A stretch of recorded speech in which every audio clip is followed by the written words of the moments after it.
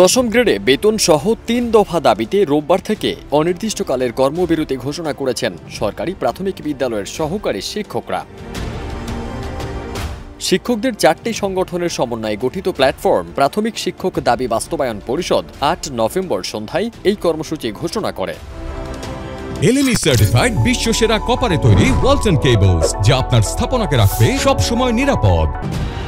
এর আগে বিকেলে ৩ দফা দাবি আদায়ে শাহবাগে সরকারি প্রাথমিক বিদ্যালয়ের সহকারী শিক্ষকদের কলম বিসর্জন কর্মসূচি ভণ্ডুল করে দেয় পুলিশ।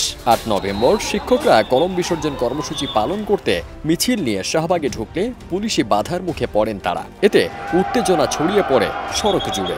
শিক্ষকদের মিছিল ছত্রভঙ্গ করতে পুলিশ টিয়ারশেল, সাউন্ড গ্রেনেড এবং জল কামান থেকে গরম পানি ছোড়ে। এতে আহত হন বেশ কয়েকজন শিক্ষক।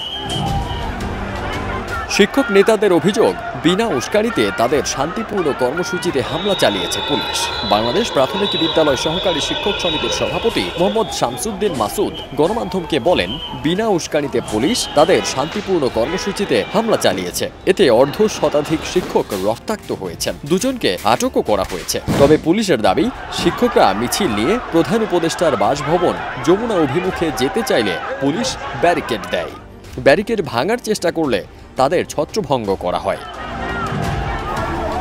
দশম গ্রেডে বেতন নির্ধারণ, 10 ও 16 বছর পূর্তিতে উচ্চতর গ্রেডের সমাধান এবং শতভাগ বিভাগীয় পদোন্নতি, এই 3টি দাবি নিয়ে আন্দোলনকারী শিক্ষকরা জানান, তাদের দাবি পূরণ না হওয়া পর্যন্ত তাদের কর্মবিরতি চলতেই থাকবে। শিক্ষকদের এই আন্দোলনে যুক্ত হয়েছেন ঢাকা ও চট্টগ্রাম বিভাগের 3য় ধাপে নিয়োগ পাওয়া সহকারী শিক্ষকরাও।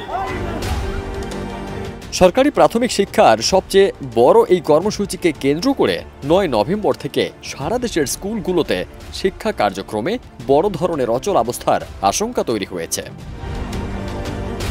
ফারদিন সানি, দেশ রূপান্তর।